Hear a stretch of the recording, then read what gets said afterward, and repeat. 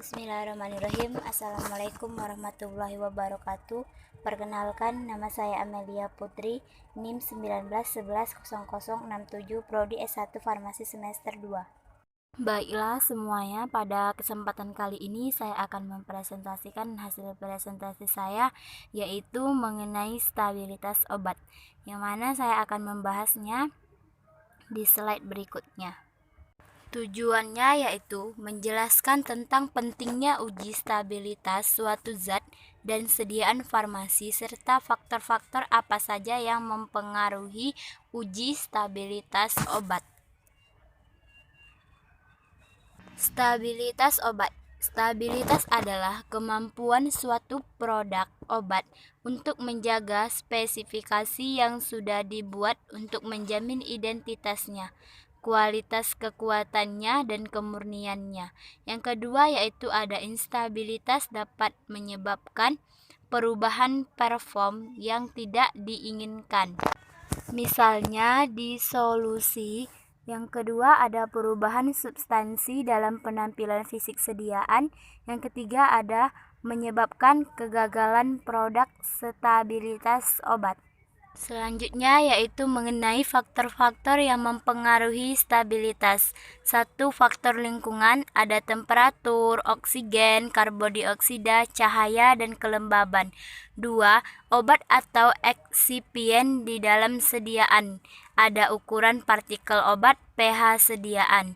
Yang ketiga ada kontaminasi dari mikroba. Yang keempat yaitu kontaminasi logam tertinggal. Yang kelima, pembersihan dari wadah obat. Jenis-jenis tadi stabilitas obat. Yang pertama ada stabilitas fisika, ada stabilitas kimia, dan ada stabilitas mikrobiologi. Yang pertama yaitu mengenai stabilitas fisika. Stabilitas fisika menyiratkan formulasi tidak berubah secara total sepanjang umur simpannya dan belum mengalami perubahan total dalam penampilan, sifat organolektif, kekerasan, kerapuhan, ukuran partikel, dan lain-lain. Hal yang penting karena mempengaruhi 1. Estetika farmaseutik atau pharmaceutical elegan. Yang kedua, keseragaman kandungan obat. Yang ketiga, laju pelepasan obat. Berikutnya yaitu contoh dari stabilitas fisika. Formulasi larutan oral, kemungkinan masalah instabilitas fisika, kehilangan rasa, kerapuhan rasa, adanya rasa yang berbeda karena interaksi dengan botol plastik. Yang keempat ada kehilangan warna. Yang kelima pengendapan. Yang keenam perubahan warna. Efeknya yaitu perubahan bau atau rasa dari obat oral tersebut. Implementasi dekomposisi fisika. 1. Pembentukan polimorf dan hidrat. 2. Hilangnya keseragaman, vaporisasi, sublimasi, absorpsi obat, kehilangan estetika, wadah luntur atau wadah sobek. Yang kedua ada stabilitas kimia. Stabilitas kimia berarti terdapat beberapa dekomposisi dalam bahan kimia yang dimasukkan ke dalam formula sebagai obat, pengawet, atau eksipilen lainnya. Dekomposisi ini juga dapat mempengaruhi stabilitas fisika dan kimia dari bahan obat. Implementasi dekomposisi kimia. 1. Hilangnya bahan aktif. 2. Hilangnya pharmaceutical elegan seperti timbul bau dan tidak enak, perubahan warna, problem rasa. Yang ketiga yaitu terbentuknya produk yang toksis. Selanjutnya yaitu faktor-faktor yang mempengaruhi laju degradasi. Yang pertama ada pH. Keasaman atau kebasahan suatu larutan mempunyai pengaruh besar terhadap dekomposisi senyawa obat. Larutan dapar aspirin stabil maksimum pada 2,4 di atas pH 10. Laju dekomposisi meningkat tajam.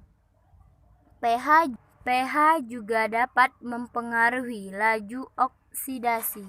Yang kedua ada kompleksasi. Pembentukan kompleks menurunkan laju hidrolisis dan oksidasi. Misal, kompleks kafein dengan anestesi lokal seperti benzoakin, prokain, dan tetrakain dapat menyebabkan suatu penurunan laju degradasi hidrolisisnya. Yang ketiga yaitu ada surfaktan. Surfaktan nonionik, kationik, dan anionik ketika ditambahkan dalam larutan yang mengandung obat membentuk misel dan partikel obat menjadi terperangkap di dalam misel. Gugus hidrolisis seperti OH tidak dapat mempenetrasi tutup misel ini dan tidak dapat mencapai partikel obat sehingga laju hidrolisis dapat menurun. Yang keempat, keberadaan logam berat. Logam berat seperti tembaga, besi, kobalt, dan nikel meningkatkan laju pembentukan radial bebas dan meningkatkan dekomposisi oksidatif. Yang kelima, cahaya dan kelembaban. Cahaya, terutama sinar ultraviolet, meningkatkan fotolisis dan kelembaban, meningkatkan dekomposisi hidrolitik. Selanjutnya yaitu stabilitas mikrobiologi. Stabilitas mikrobiologi menunjukkan bahwa formulasi tidak mengalami beberapa serangan mikrobiologi dan memenuhi standar sehubungan dengan berkurangnya kontaminasi atau sterilisasi. Stabilisasi obat terhadap hidrolisis, oksidasi, dan fotolisis. Yang pertama ada temperatur.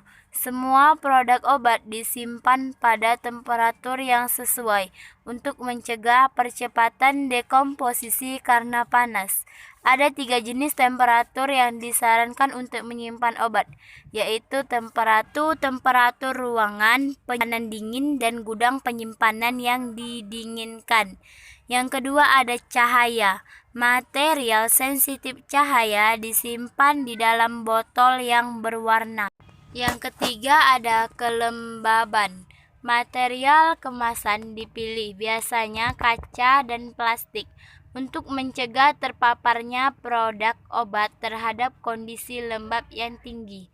Yang keempat ada oksigen. Kemasan yang dapat menjaga kandungan oksigen dari larutan yang menyisakan ruangan yang sangat kecil di botol. Di atas, produk obat merupakan metode untuk melawan oksidasi. Yang kelima ada agen pengkelat. Agen pengkelat membentuk kompleks dengan ion logam berat dan mencegahnya dari dekomposisi oksidatif yang terkatalisis. Misal turunnya etilnediame tetrasid asid dan garam asam nitrat dan asam arterat. 6 ada pelarut. Dengan penambahan pelarut yang cocok, mungkin dapat menurunkan laju dari hidrolisis. Degradasi atau kontaminasi mikroba dapat terjadi pada 1 obat-obat injeksi, 2 produk obat mata, 3 produk kosmetik, dan alat-alat bedah. Sumber kontaminasi mikroba ada gums, antinomikes, animal product, salmonella, dan coliform. Personel ada coliform staphylococcus dan streptococcus. Stabilitas obat terhadap hidrolisis, oksidasi, dan fotolisis. Oksidan umum digunakan untuk sistem berair ada sodium metabolfit, sodium tiosulfit, dan ascorbik acid. Sistem berminyak ada ascorbyl palmit. Ada butilet hidroksil toluen, ada butilet hidroksil anisole. Berikutnya yaitu ada pengemasan dan stabilitas. 1 ada wadah langsung, kemasan primer, dan penutupan sangat penting dalam pengaruhnya terhadap stabilitas produk. Kedua yaitu logam. Beberapa tub campuran logam dan aluminium dapat digunakan sebagai wadah untuk emulsi, ointmen, krim, dan pasta. Keterbatasan logam dapat menyebabkan korosi dan presipitasi di dalam produk obat. Cara mengatasinya yaitu menyalut tub dengan polimer yang dapat mengurangi kecenderungan, yaitu kaca. Kaca tahan terhadap perubahan kimia dan fisika dan merupakan bahan yang paling umum digunakan. Keterbatasan dari kaca yaitu permukaannya basah. Yang kedua, ion dapat mengendapkan kristal yang tidak larut dari kaca. Yang ketiga, kemungkinan transmisi cahaya dapat mempercepat dekomposisi. Cara mengatasinya yaitu menggunakan kaca borosiket, menggunakan bufet, dan menggunakan kaca yang berwarna. Berikutnya yaitu karet. Karet yang digunakan mempunyai masalah tertariknya kandungan obat dan tercucinya kandungan wadah. Perlakuan awal dari tutup vial karet dan penutup dengan air dan uap. Terakhir yaitu plastik. Permasalahan plastik adalah satu, migrasi obat melalui plastik ke lingkungannya, transfer uap, lembab lingkungan, dan oksigen elemen lain ke produk farmasi. Yang ketiga, tercucinya kandungan wadah ke obat. Yang keempat, absorpsi obat atau eksipien obat plastik oleh plastik. Sekian hasil presentasi dari saya. Apabila ada salah-salah kata dan salah dalam menyampaikan, saya mohon maaf. Saya akhiri, wabillahi taufiq walhidayah. Wassalamualaikum warahmatullahi wabarakatuh.